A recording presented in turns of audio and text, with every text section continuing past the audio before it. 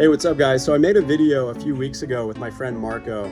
Excellent conversation. Talks about his life in the Philippines as a single guy, on how he's having a really hard time finding what he's looking for. This video is a follow-up to that because a lot of people commented on why you should just stay single in the Philippines. It's way better, and some really compelling arguments as to why guys should consider that rather than trying to meet someone and getting into something very serious. So Marco answers to those comments. It turns into another interesting conversation. I think you guys are gonna like it. By the way, we did a video call for this one. It starts off a little choppy at the very beginning, but then it's smooth for the rest of the video.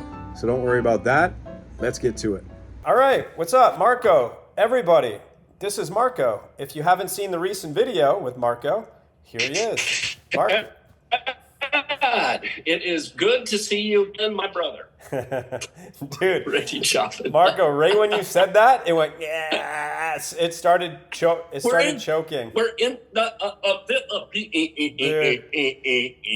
Yeah. It's a tough one because there's no win-win. If you pick one, you're sacrificing something. If you pick the other, you're sacrificing something. And ultimately, I think we all realize, okay, it's going to come down to personal choices. And I felt your viewers, some of them were giving really good reasons. I mean, they were like, they were in the courtroom making their case. Here's my 11 reasons why. And some of them were a little sarcastic and funny that, make us giggle. But they were all filled with some truth of, yeah, that's right. I do like getting up in the morning and not having to worry, how I leave the kitchen maybe, or, there's some nice things that's just convenience and the independence feeling of I can do whatever I want, whenever I want. So that's kind of that side of it. It was great to hear them list that out. Now, for me personally, I had 35 years of marriage. And in those 35 years, 32 were really, really good. I mean, my best friend, somebody who had my back, I had her back. We were involved in similar things. We were either teaching together, we were traveling together. I mean, it was just really, I like it. I really liked it. Now, I was in America. I was with somebody my own age, my own culture, my own education level. And that, is part of the conversation we also had about when you come to the Philippines, all those things change. So for me, it's a good memory. So I continually bring that to my search process, saying that's what I'm looking for. I want that best friend. However, as I said, it's different here. And so me searching now for really 4 years, because in 2019 was when I first came to the Philippines, and I was online during the pandemic even. So it's just been difficult. And I've done many interviews on other channels about my frustration. Here's why I'm frustrated. And I hope I always try put that in a first person, like, okay, this is Marco having his issues, right? I'm not able to adapt to these things that is in Filipino culture and Filipino land and how they react and such. So I try to own it, but there is always a little finger pointing that's going to happen of I can't, one of the things that came up was tempo, and that's a hard one. Oh, that's such a hard one for all of us in the Western world. So I really appreciated that everybody was sharing on that, and it really has given me more pause to really think about, okay, what is it I want for this because I'm 63. So, I'm looking at maybe 20 more years of hopefully healthy, semi-vibrant. I mean, I don't want to be 90. I definitely don't want to be 100. I've seen what that looks like. And in the healthiest version, I don't want to do that. So what will this last quarter of life look like?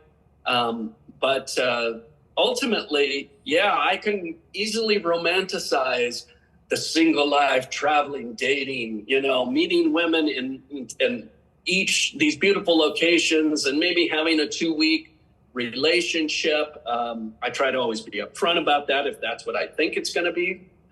But ultimately, for me, the biggie And this is the huge one. And we taught, somebody who's in their 40s, probably not thinking about it like I am now, because in my 40s, I wasn't thinking about it, but I am getting older. I am moving slower. I get out of my bed much slower in the morning. My joints don't work. So that is like the warning sign of, okay, there is going to become a point where I'm going to need help. I'm going to need help with my day-to-day activities, and I don't know what that's going to look like. It might be catastrophic, or it might be gradual, but I'm going to need some help. So where am I going to get that help? I don't want to do a nursing home. My two sons, I love my two sons. But number one, I don't want to burden them and whatever their lives are then. And number two, they're great kids, but I just don't think they're guys. I don't know if they would be the top of the rung as caregivers, So I would love to have somebody in my life. And that's one of the real strong selling points for me of a younger woman. So my probabilities go up, that I'm going to be infirm before she is. Now, there's no guarantees, and I know that. But when you're, if I'm with a 30-something, even early 40s, there's probably a 95 to 98% chance that I'm going to go before she does. I'm going to get, ultimately need the help. So, and of course, we're in, the Philippines. The Philippines has this worldwide reputation of being the best caregivers in the world, not only professionally, but with their families and with their partners. And I've talked to many foreigners who say, as a matter of fact, I was on Positive Minded Expats, commercial for that Facebook page, wonderful page. And there's guys talking about, oh my gosh, this woman has saved my life at the end of my life, meaning giving me meaning and giving me the physical help I need to get through the days.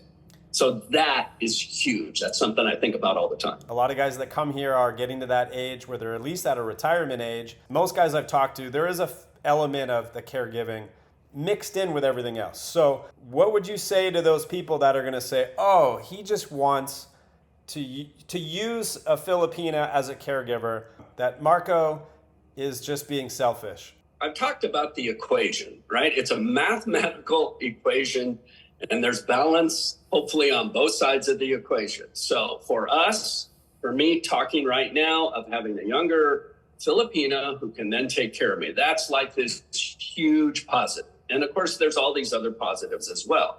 But if we talk about that one, well, then what's a huge positive for her? Never think you can ignore the financial equation. And that's a benefit to her and her family. The couples that I know that are in these relationships, they're married, they're happy. These are the conversations that they've had. And one couple in particular, they've opened up to me about how they do it. And they've already talked about it. Like, she's already prepared to be the caregiver for him, and he's much older. And he's already been setting everything up for her, getting her set up financially. Is this kind of how you see it? Do you plan on getting married if you find the right one? Can you expand on some of that stuff? Absolutely. So I think there's a gradual process of a relation, initial infatuation. Okay, we're clicking, we like each other. There's physical attraction. All those things are clicking. But, real relationship has nothing to do with the looks. It has to do with, okay, 24/7 we're together. What bugs you about me? It bugs me about you, and how do we work through conflict? And those are the critical issues. So as those deepen, and then we start to have conversations about, are we life partners? Now, I'm totally fine in the technical sense, not getting married again. It's just, I don't need it if she doesn't need it. However, we both hold in our hands, our possession, this thing called citizenship. And it is a golden ticket. So, for example, we decided we're life partners, and marriage gets her citizenship, allows maybe her kids to come to the U.S. to go to college. Things like that are huge. And I would then consider and do the marriage thing, not so much as, it keeps me in the relationship longer, which would have been the old traditional thinking, but more like, how can this benefit her and the family her kids or whoever else and such, because, I'm one to always want to share the bounty that is the United States. Let me add one more thing about the will process, because you talked about, and I think I know you're talking about, setting up with his wife how things are going to happen when he passes, when he makes the great transition. If I'm with somebody for 3 months, but we're really feeling like we're life partners, well, I'm still not ready to sign over the whole estate. Okay. I've got my 2 sons. But what I would do, and I actually have this in my will right now, is I review my will once every 2 years, and I may switch percentages depending on circumstances. I work with a lot of nonprofits. I have a new nonprofit come into my life, and I think, I want them to get a piece of the action when when I die. So I could constantly review that. And I would say there would have to be at least 2-3 years for me of, okay, this is working. This is it. And then the will changes to be more percentage to her, especially now because situations change with my sons. And right now, my sons, they're doing good. They're doing really good. So them getting an inheritance from dad is not, at least right now, as critical as maybe it once was when they were younger. So all those factors are something, and attorneys, estate attorneys always tell you, make sure you review your will frequently, because when you die, which can be unexpected, you want it to be the way you want it to be. And the only way you do that is by reviewing it and saying, okay, I need to change up a couple things. Filipinas fall, and they fall fast. And they found a guy that is kind, respectful, caring, is great with their family, is great with their kids. And all those things I usually excel at, I'm pretty good at. And so then, the words come and the tears come, and it's hard. And it's harder for her than it is for me, but I absolutely hate it. Yeah. I hate going up to that moment. It is part of life. I try to support as I can, and then they react the way they need to react, whatever that is. Now, I would say in 75% of the relationships where I broke up, I've remained friends with that person. Yeah. And I've kept in touch, and hey, how else can I support? And then they're back out searching, and they might say, hey, I've met this guy. He's said this. What does that mean? You're an American. So I'll help and try to keep the friendship going. But 25% say, my heart is hurt. Yeah. I need to close all communication. And I totally respect that. But it's hard. Yeah. And it's as much as it's exciting in the beginning. And when I got out of, 35 years of marriage and got over here, and I wasn't much of a quote player in high school and all that. So it was kind of like, wow, this is exciting. It's adventurous. And so there was a certain exhilaration for me. But very quickly, I think I realized this is not the way I'm programmed, though, to do the rest of my life. Yeah. It just really isn't. Yeah. And for those that start to delve into some type of spiritual calling and such, there's also such value to not having anything. To doing silent retreats, to just not having anybody, to kind of get to know yourself better, contemplate the universe by yourself, because once you have a partner, they affect the way you think and how you do every moment of your day. And so that can be good, but there also can be some distraction for that as well. Let me do one pontification here I was thinking about. Because I was thinking about the guys that were saying, I'm going to be single and here's my list and I'm so proud of it. And great. However, I'm going to cite some evolutionary facts. We are primates. Primates need connection with other primates. That is just the way we are wired. Now, individually, it can differ. I was raised an only child. I'm adopted. So I'm not wired the way a lot of people are wired to desperately need. Like I get in big family situations and very quickly it can be overwhelming for me. And that's happened a couple times, of course, with the clan. Here's all my 45 relatives. this is Marco, and so I smile, I glad hand, but then after, an hour, I need to go out and take a deep breath. But we are wired as primates to do that. And I think it's a very rare person, whether it's a religious person that says, no, I am disavowing that. I'm doing another path. I'm not going to let that distract me, or just somebody who's making a decision to be single. Now, I will challenge anybody listening to this who's in that camp. And this is a light challenge, not meant to offend you. But for me, there can be a core of selfishness at the bottom of that. And I have a selfish, I'm an only child, for God's sakes. The sun rose and set by, little Marco Till as my mother and father doted upon me. So I have a selfish tendency, and I always am questioning as I'm going through what's selfish, what's too selfish, what is self-preservation. There's some real nuances and dividing lines between those. And so as I saw some of the lists and some of these discussions, I thought, wow, there's a little almost like one-upsmanship.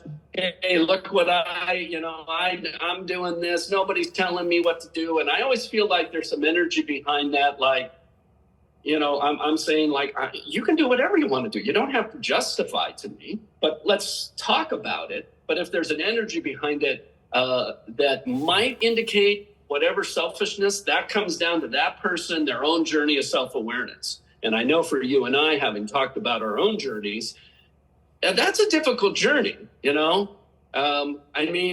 quite literally, this is an interesting condo, because self-awareness is every meal here. As I sit and stare into this mirror, it's a really interesting thing to just like, okay, I'm going to have a meal and stare at myself. But there's also, I think, just such value to know thyself. And so as you make decisions, just remember, there's going to come a time where your last breath is coming. And what do you want that to look like? Do you want to be alone when that happens? Are you okay with that? Some people have been in history, but those are big, big thoughts to have. And it's hard to have end-of-life thoughts when you're young. You're used to making your own decisions, having your own space since you've been divorced and single. Is that a big part of it? Is not having someone in any sense like trying to control you or tell you what to do? And do you notice yourself being sensitive to that, like not liking it in a negative way? Like as soon as you get that, let me see your phone, and just questioning what you're doing, questioning where you're going. That a lot of partners do.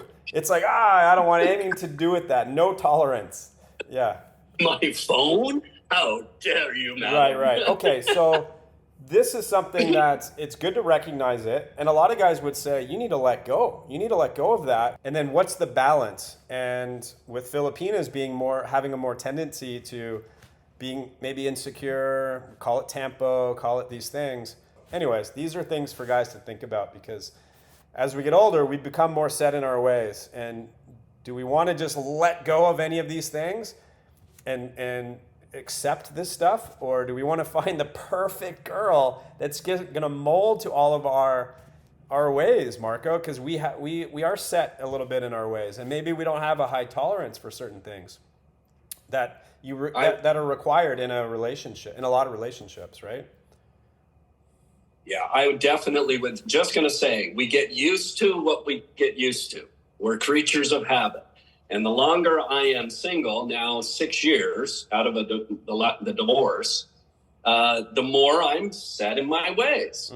And so all of a sudden, let's say a Filipina comes into my life and she's living with me, traveling with me.